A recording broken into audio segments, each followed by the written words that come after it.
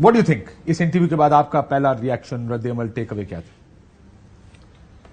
اس میں نئی چیز ایک یہی تھی کہ وہ ایک پروگرام میں میرے دوست، میرے بھائی، میرے جگر کامران شاہد کے پروگرام میں آئے اور آ کر انہوں نے انٹری دی اور پروگرام کیا. باقی کچھ بھی نیا نہیں تھا. آپ نے ایک اینگل جو بتایا کہ اس میں 25 دن وہ کہاں رہے، رہا کیسے ہوئے، لاہور کیسے پہنچے، اس انٹرویو میں بھی کیسے پہنچے. اب دوبارہ ابھی میں منصور بھائی کے پروگرام میں تھا، وہ ریکارڈنگ کروا رہے تھے، اس میں ابھی تک گھر بھی نہیں پہنچے، تو وہ کہاں ہیں؟ گھر پہنچ گئے. میں نے پھر ان کے بھائی سے بات کی، کہا اپنے گھر چلے گئے، شاید وہ اپنی فیملی، اپنی وائف اور بچوں کے پاس ہے. ان بقول ان کے ہمارا رابطہ نہیں ہوا ان سے ابھی تک، میرا رابطہ نہیں ہوا. اللہ کرے وہ گھر ہی ہوں. تو وہ پریس کانفرنس دی جگہ ٹی وی پروگرام انٹرویو. اچھا، یہ اور ایک یہ دوسرا اینگل یہ ہے کہ حیرانگی اس لیے نہیں کہ جو کچھ انہوں نے کہا پہلے بھی لوگ کہہ رہے ہیں، سنا کہ سارا 14-15 مہینوں کی جو کچھ ہوا اس کا عمران خان صاحب نے خود کہا کہ مجھے گرفتار کریں گے تو رد عمل یہی تھا، فطری تھا، اور مجھے گرفتار ادھر ہی آنا تھا. دوسرا سارا جھگڑا ایک تقرری کا تھا. تیسرا لانگ مارچ ہو، چیزیں ہوں، سارا اس کے پیچھے سارا وہ ہم سارے ہر پروگراموں میں ڈسکس کر رہے تھے. اور یہ بھی ٹھیک ہے کہ 2 گروپ تھے، کہتے تھے لڑ جاؤ رام بھلی کرے گا، تیسرا تھا کہ مفاہمت کرو. اور اس گروپ میں اور بہت لوگ، جیسے میں نے کہا نا کہ میں تو کیونکہ جب سے لوگ پارٹیاں چھوڑ رہے ہیں تو اب کھل کے تھوڑی سی بات ہوتی ہے. بہت سے لوگ اس بارے میں کہتے تھے کہ سر پاپولر پالیٹکس ہو گئی، کنفرنٹیشن کی پالیٹکس چھوڑیں، اب مفاہمت کی پالیٹکس کرنی پڑے گی. بلکہ آپ نہیں تھے شاید اس میں، چھوٹی عید کے تیسرے دن ایک بریفنگ زمان پارک میں ہوئی تو بہت سے لوگ اس میں، بہت لوگ موجود تھے اس میں. سہیل وڑائچ صاحب تھے، محمد مالک صاحب تھے. وہ جو گروپ ساروں سے مل رہا تھا. نہیں یہ وہ نہیں ہے. صحافیوں کو ایک دن بلایا گیا تھا بریفنگ کے لیے. اس میں بھی کہا گیا کہ سر یہ آپ کو سی بی ایم کریں. تو آگے سے خان صاحب نے جواب دیا، انہوں نے کہا میں میسج بھیجے ہیں لیکن وہ آگے سے جواب نہیں آ رہا. لیکن سب کا خیال تھا کہ بس کریں، لڑائی اب نہیں ہونی چاہیے ادارے کے ساتھ. اس وقت تک دیر ہو چکی تھی. نہیں 9 میں نہیں ہوا تھا. نہیں، جس وقت وہ چل رہے تھے اس سے پہلے 2-3، خیر وہ ایک دوسری بحث ہے. تو یہ ایک نارمل تھا، جیسے آپ نے ایک مرتبہ لفظ استعمال کیا تھا نیو نارمل. تو یہ نیو نارمل میں کیا ارشاد بھٹی کی انگریزی اب کہ سوشل میڈیا پہ میں دیکھ رہا تھا کہ صداقت عباسی صاحب کا بھی انٹرویو ریکارڈ ہوا. صداقت فیصل واڈا صاحب نے، ہمارے خبری دوست نے، دو بندوں کے عہد میں ہم جی رہے ہیں، عہد کامران شاہد اور عہد فیصل واڈا. تو انہوں نے کہا کہ جی عثمان ڈار صاحب بھگت چکے ہیں، فاروق حبیب تیار بیٹھے. عہد ارشاد بھٹی کب آئے گا؟ سر ساتھ چل رہا ہے پیریلل. اس لیے میں نظر سے بچنے کے لیے منصور صاحب کو میں نے بتا دیا ہے، اطہر کو بتاؤں گا نہیں، جیلس ہو جائے گا، آپ سے چھپاؤں گا نہیں ظاہر ہے، لیکن کسی تو وہ خیر وہ دو آگے وہ سارا وہ ظاہر ہے ابھی اور بڑی پریس کانفرنسز آنی ہیں، انٹرویوز بھی ہو سکتے ہیں. تو وہ یہ چل رہا ہے، سلسلہ چلے گا. کوئی نہیں کوئی نہیں آ رہا. سنا جو عثمان ڈار نے بات کی 90% تھا ریکارڈ ہو چکا لیکن آئے گا نہیں. 19-20 کے ہارڈ ڈرائیو کریش کر گئی. عثمان ڈار 25 دن جہاں تھے وہ کچھ بھی کہہ سکتے ہیں، کچھ بھی ہیں، لیکن جو انہوں نے باتیں کی وہ بھی 80% ٹھیک ہے. اصل سوال یہی ہے، دیکھیں وہ غائب تھے، کس کوئی پریشر ہے، پریشر نہیں ہے، کیا گفتگو جو کر رہے ہیں وہ سچ ہے یا نہیں. بنیاد تو اصل سوال تو اسی پہ آ جائے گی نا بات. آپ پریشر میں بھی ہیں لیکن جھوٹ بولنے میں اور سچ بولنے میں ہی فرق کرنا پڑے گا کہ کیا یہ جھوٹ ہے سچ ہے. Where do you stand on this? I think میرے لیے جو بڑا کوشچن یہ ہے کہ عثمان ڈار لاپتہ تھے. سندھ ہائی کورٹ کے اندر ان کی بازیابی کی پٹیشن دائر تھی، ان کا خاندان ان کو ڈھونڈ رہا تھا، اور وہ عثمان ڈار جو متعدد مقدمات میں پنجاب کی پولیس کو اور دیگر سیکورٹی اداروں کو مطلوب تھے. ان کے اوپر بہت ساری FIRs تھیں. وہ گھومتے پھرتے کینکر کے گھر پہنچ گئے. اب کل شیخ رشید صاحب آپ کے پاس پہنچ جائیں یا کوئی اور موضوع. بڑا انٹرسٹنگ ہے، شیخ صاحب کے ساتھ کیا کریں گے؟ پارٹی چھوڑ، پارٹی ہے کوئی نہیں، کل ہی نے پارٹی، بیوی بچے کوئی نہیں. وہ اندر کی بات کیا بتائیں گے، وہ تو پارٹی کی میٹنگ سے ایسے ہی نہیں ہوتے تھے.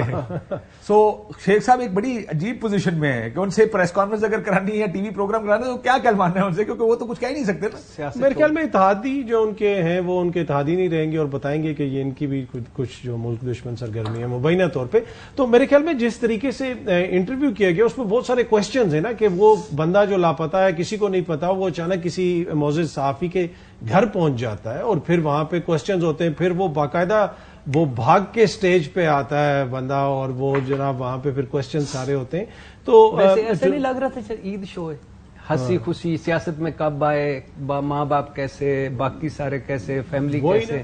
تو میرے خیال میں یہ تھا کہ ساری چیزیں تھیں اور اس میں پھر کوشچنز کیے اور انہوں نے بہت ساری انفارمیشن نکالی. آپ کے لیے انفارمیشن ریلیونٹ نہیں ہے؟ نہیں, انفارمیشن تو ریلیونٹ ہے. جو انہوں نے انفارمیشن نکالی ہے تو دیکھیں کوئی اسکول آف جرنلزم اس کے لیے تو آپ کو تیار نہیں کر سکتا نا کہ ایک بندہ لاپتہ ہے, کسی کو نہیں مل رہا, عدالتیں ڈھونڈ رہی ہیں, اور وہ کسی صحافی کے گھر آ جائے اور پھر صحافی اتنے کمال مہارت سے کوشچنز کر کے وہ ساری انفارمیشن. دیکھیں کچھ انفارمیشن نہیں ہے جو پہلی دفعہ سامنے آئی ہے, تو وہ چیزیں تو آئی کہ جناب اس جگہ پہ یہ پلاننگ ہوئی, اس جگہ پہ وہ پلاننگ ہوئی, اور یہ باقاعدہ فیصلہ کر لیا گیا تھا کہ ہم نے یہ کرنا ہے وہ کرنا ہے مبینہ طور پہ.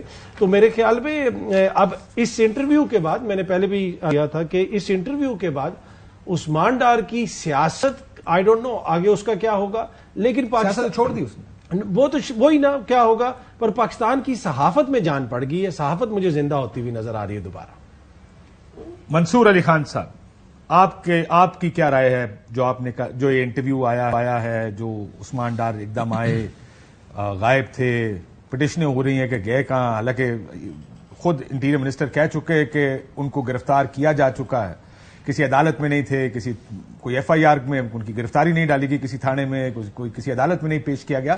بٹ اگین ساتھ ہی دوسرا ایلیمنٹ ہے جو ان کے ریویلیشنز ہیں, یہ جو باتیں وہ بتا رہے ہیں, دونوں کو آپ دونوں میں سے کسی ایک کو چھوڑ نہیں سکتے کہ ہم اس کو پکڑ لیں اور اس کو چھوڑ دیں. آپ کدھر کھڑے ہیں اس ساری چیز پر؟ بہت شکریہ کاشف صاحب.